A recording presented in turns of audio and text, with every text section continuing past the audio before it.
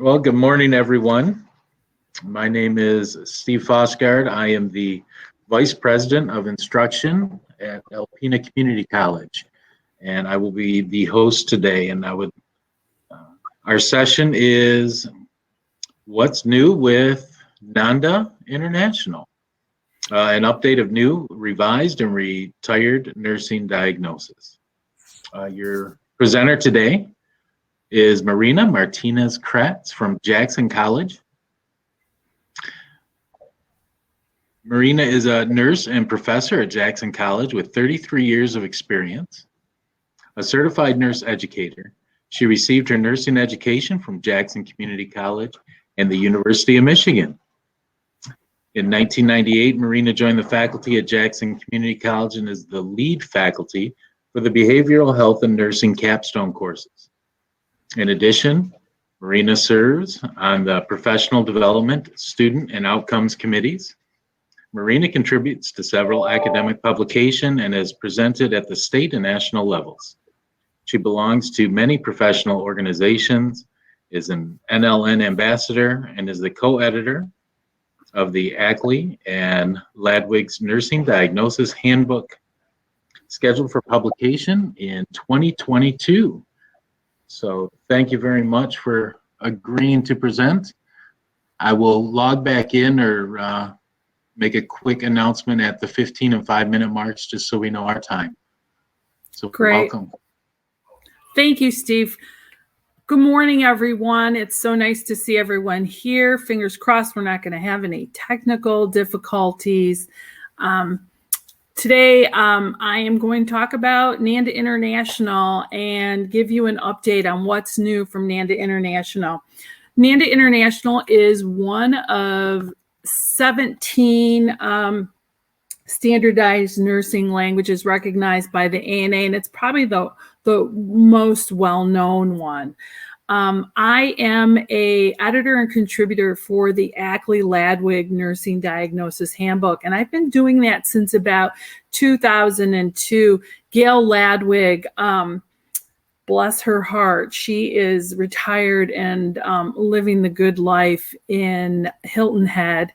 Was a professor of mine as a nursing student and has been a mentor throughout my career. And so if anybody knows Gail Ladwig, she'll say, come on, Marina, you need to do this. This will be good for you. That's what she would say to me all the time. I just love that woman. So she worked on the book all those years along with Betty Ackley, who passed in 2015, but Gail decided that she was stepping away and so kind of turned the reins over. And so myself and Mary Beth Makich from the University of Colorado are the current editors. And we are going to publish in March 1st, 2022, and that will be the 13th edition of Ackley Ladwig. So we're pretty excited about that because NANDA International publishes new diagnoses every 3 years. We do too, so we stay up to date with that. So that being said, our learning objectives for today just is to update all of you on the 2021 to 2023 new and revised NANDA International nursing diagnoses.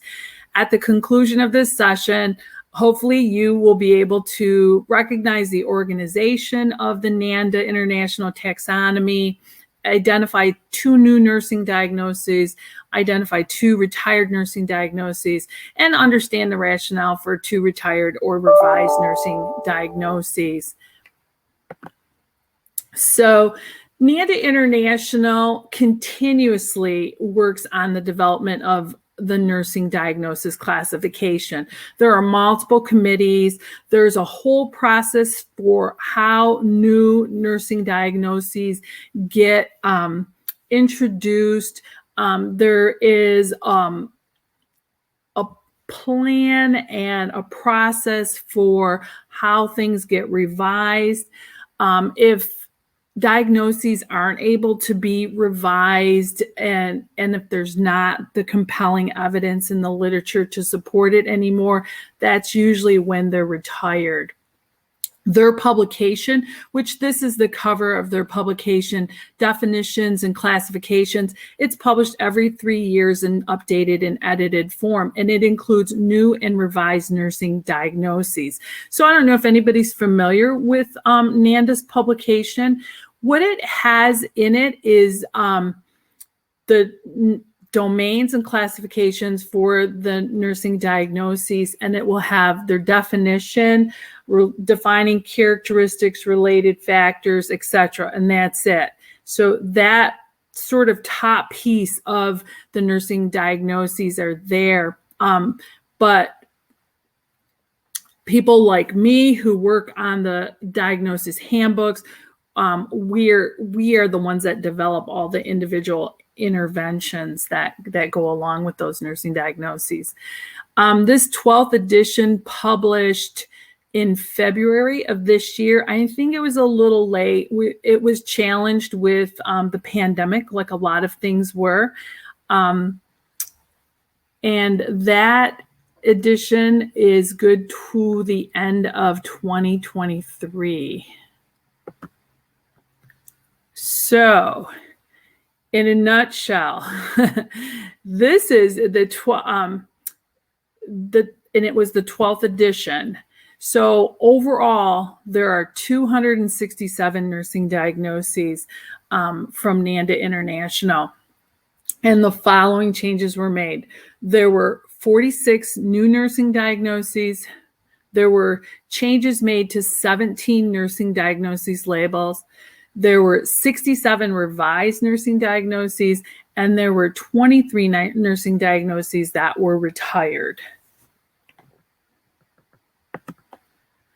And the organization of NANDA International, they use domains and classes. And so there is 13 domains, they're listed there, 47 classes, and they've gone more and more to using the domains and classes. And because NANDA International does have an international focus, it is a way to organize things that doesn't depend so much on interpretation or translation of language, so that we have these agreed upon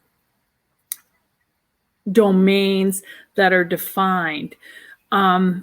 And NANDA International, going through the 12th edition, most of the diagnoses that are being introduced and revised, it's a very interesting array of nurse scholars from all over the world that are contributing to that. So it's truly an international work. So on to new diagnoses. This is always really exciting. So, and I'm going to, I have these organized by domain and by class, so you can have an idea. And we can see here domain 1, which is health promotion. Under class 2, health management, there were 9 new diagnoses. Out of these 9 new diagnoses, only 4 of them were new, and the other ones were relabeled. So new diagnoses: risk for elopement attempt, readiness for enhanced exercise engagement, risk for ineffective home maintenance behaviors, and readiness for enhanced home maintenance behaviors. Those were new, okay? 3 through 7, those were actually relabeled. And when they relabel a diagnosis, it's considered a new diagnosis. So risk for elopement attempt, I was pretty excited to see that as a diagnosis. In particular, thinking about capturing the phenomena. I'm a behavioral health nurse by, experience, education, expertise. And so having a nursing diagnosis to address clients that want to leave, that are there either in behavioral health or in geri psych, or sometimes working with children who might be on the autistic spectrum. It's really a nice diagnosis to capture those things. The second one, readiness for enhanced exercise engagement. That was an interesting new diagnosis also. The home maintenance behaviors, I think if you remember, it used to be impaired home maintenance, and that was retired, and then they changed and developed new diagnoses that were more specific. You'll also notice in these new diagnoses, in particular under this health promotion, that there's a lot of, instead of being ineffective health management, it's been changed to self-management. And that really was a conscious decision. And so you're going to see that self-management throughout some of the revisions and newer diagnoses for this edition. Domain 2, nutrition class, 2 new diagnoses, ineffective infant suck-swallow response, and also risk for metabolic syndrome. The first one, ineffective infant suck-swallow response, really was reconceptualizing the ineffective feeding infant feeding dynamic, infant feeding pattern. Sorry about that. There's another one that's pretty close to that. And so that they really wanted to show that this was about the infant not being able to coordinate their feeding response. And they felt that that was more specific. Risk for metabolic syndrome. Previously, it had been labeled risk for metabolic imbalanced metabolic syndrome. And so they shortened it, made it more specific. In domain 3, there are 4 new diagnoses having to do with urinary function and gastrointestinal function. And so when we get to retired, you'll see the ones that were retired there. So new is disability-associated urinary incontinence, mixed urinary incontinence, and risk for urinary retention. And under gastrointestinal function, impaired bowel continence. So new diagnoses in domain 4, activity rest, decreased activity tolerance. So you probably remember this as activity intolerance. And so the language was changed on that, and then the risk diagnosis that accompanies that. Under cardiovascular pulmonary responses for domain 4, we see that self-management again for the lymphedema diagnosis, and also that the thrombosis diagnosis has just been changed and shortened to risk for thrombosis. Under domain 5, which is perception and cognition, under class 4 cognition, disturbed thought process is making a comeback. Yay. All us behavioral health people were like, yay, we missed that one. So that diagnosis had been retired because there wasn't enough evidence to support it at the time. And some scholars took that on and resubmitted it, and that's been reintroduced. And under domain 6, role relationship, these are, this is under class 2 family relationships, and these are interesting. This is an interesting diagnosis. Disturbed family identity syndrome and risk for disturbed family identity syndrome.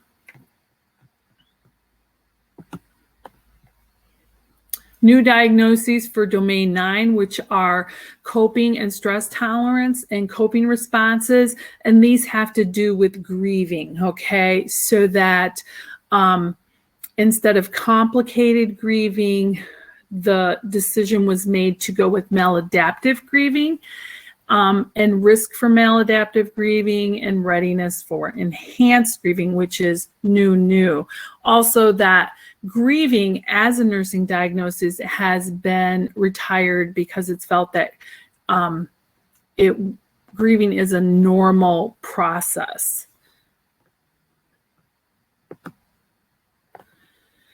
Under domain 11, safety and protection under physical injury, lots of new diagnoses there. And a lot of them, I'm not going to go through all of them. I just want to highlight a couple of things. That there was a move towards being more specific with the diagnostic labels, so that we had risk for falls, and now it is risk for adult falls or risk for child falls. Pressure ulcer was changed to pressure injury, and then also those were specified by age too. One thing I want to point out, risk for suicide was changed to a more accurate reflection, and it's risk for suicidal behavior now. Under the growth and development domain, domain 13, under class 2, development progress, new diagnoses, we have delayed child development, risk for delayed child development, delayed infant motor development, and risk for delayed infant motor development. So that is those are the new ones.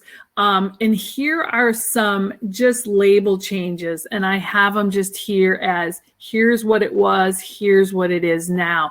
And you can see this first one, ineffective health maintenance, was changed to ineffective health maintenance behavior. So this movement towards making things more specific.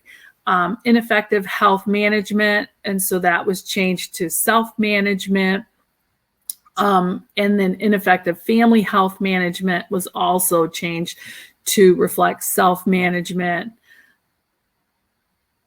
And impaired home maintenance was changed to ineffective home maintenance behaviors. And previously this diagnosis was under domain 4, and they moved it to the health promotion domain.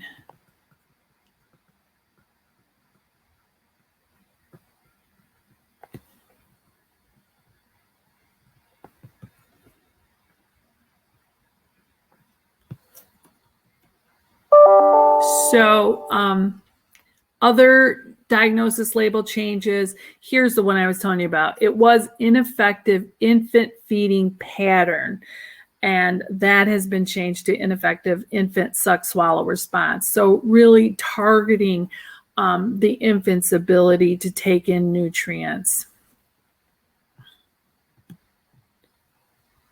And under domain 3, elimination and exchange, class 1 and 2, so that functional urinary incontinence was changed to disability-associated urinary incontinence, and bowel incontinence was changed to impaired bowel continence.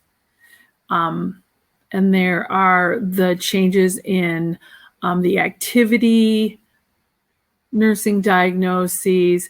So we're going from activity intolerance to decreased activity tolerance.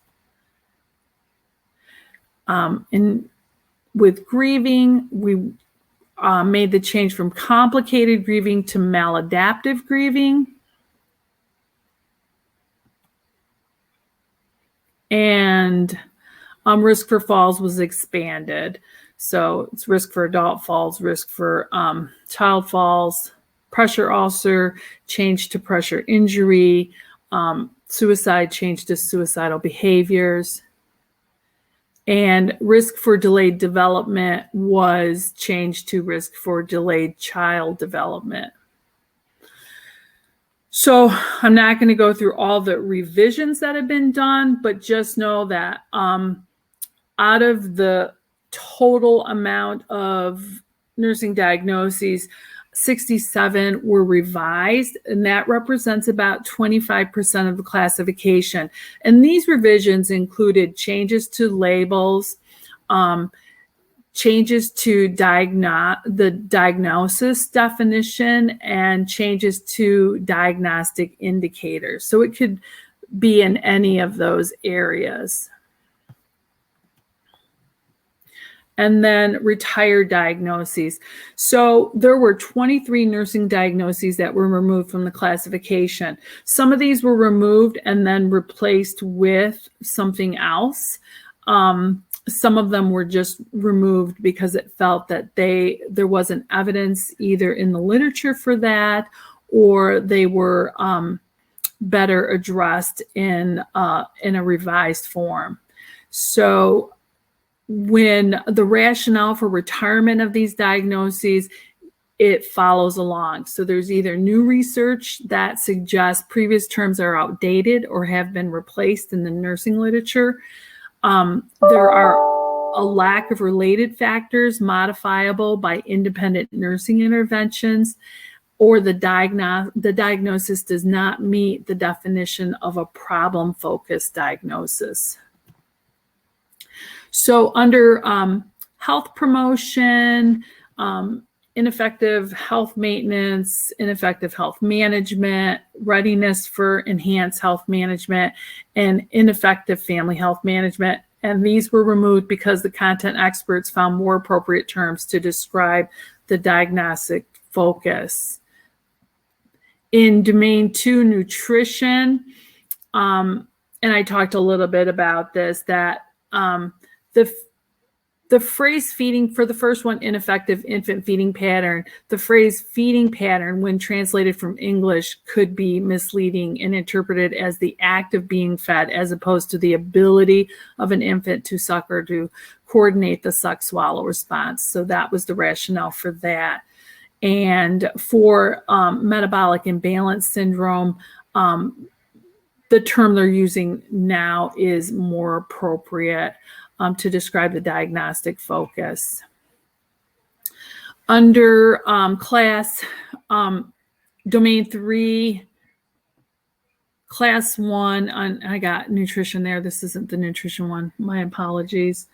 Functional urinary incontinence. This diagnosis was removed because experts found more appropriate terms to describe the diagnostic focus.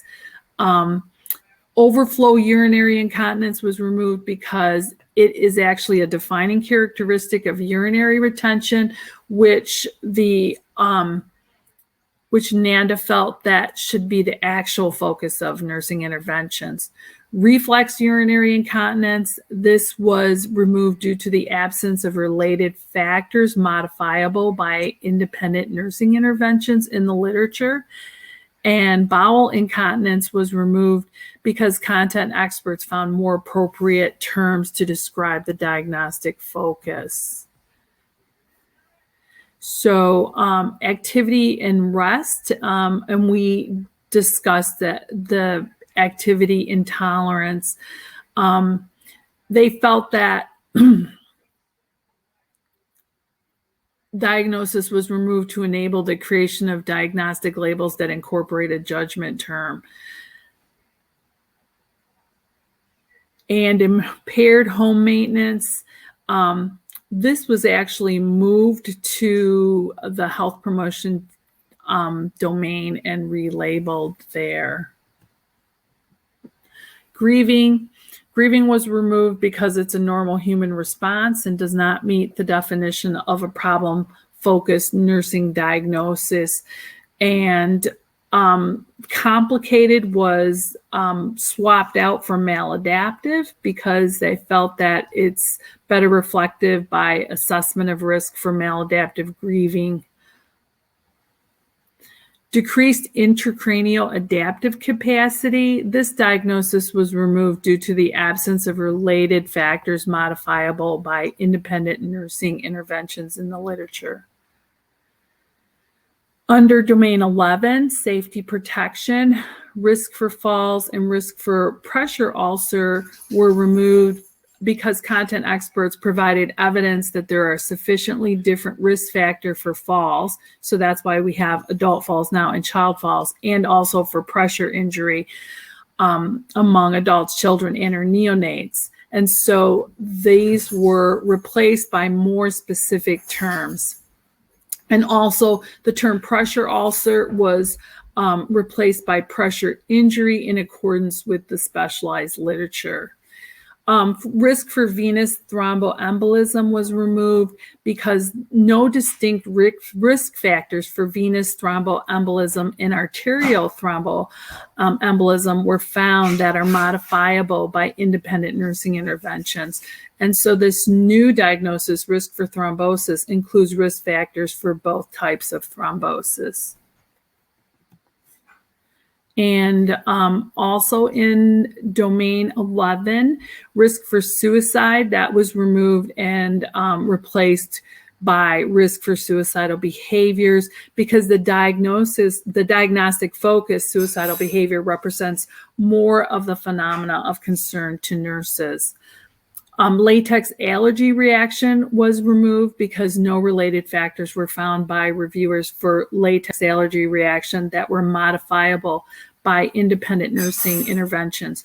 Nurses assess for and can independently intervene on risk for latex allergy reaction, so this diagnosis remains in the classification.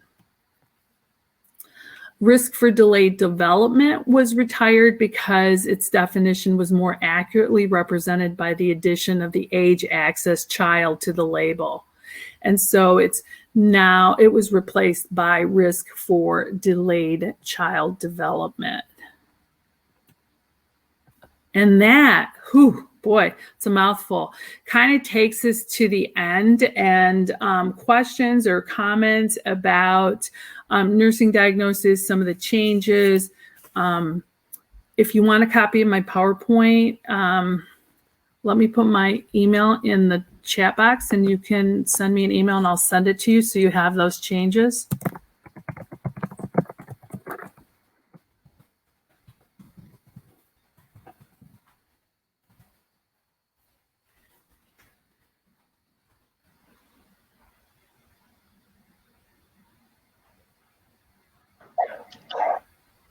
Are there any questions? You can either, I don't see any in the chat, or you can turn your mic on if you'd like and ask.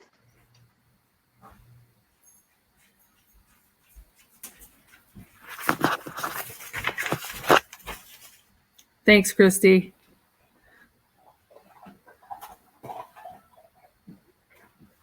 You know, that's a great question, Beth. It really depends on how often texts are being revised. That's why for a lot of us, we have to be aware of it. And even though our texts will have old diagnoses or retired diagnoses in those, if we know, we can tell students that, you know, and that's one reason why Ackley-Ladwig tends to follow NANDA's lead. And so they're publishing every 3 years so that it's the most current edition is pretty current.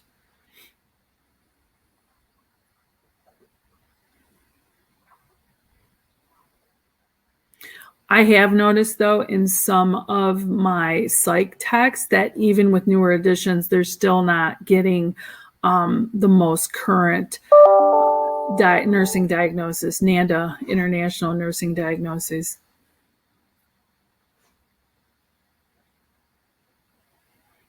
It's frustrating.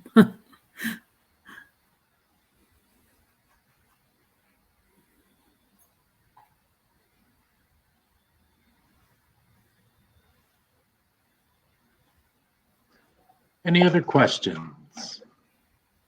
Comments?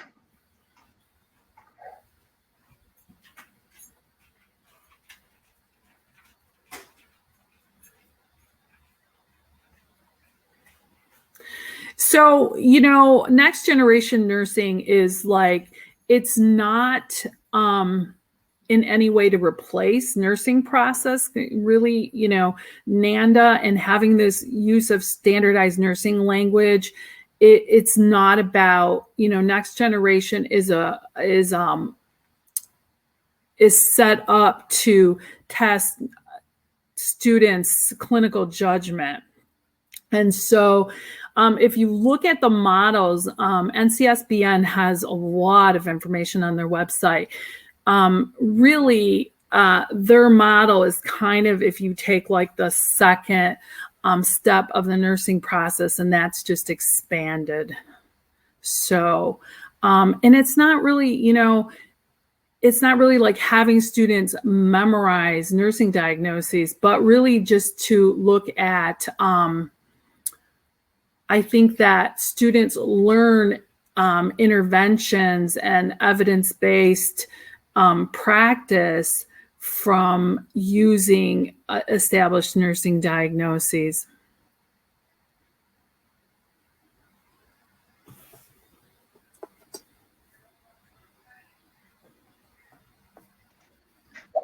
Marina, is your slide presentation available in the Dropbox? I don't think so, but I can add it to the Dropbox, or people can send me a email. I put my email in the chat and I'll send it to them. Great, thank you. Mm-hmm.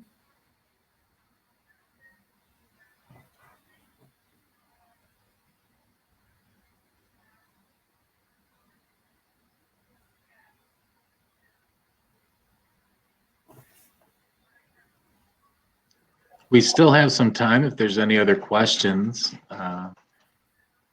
If not, thank you all for attending. Thank you, Marina, for presenting. This was fantastic. Thank you, everyone. As a non-nursing person, I learned an awful lot.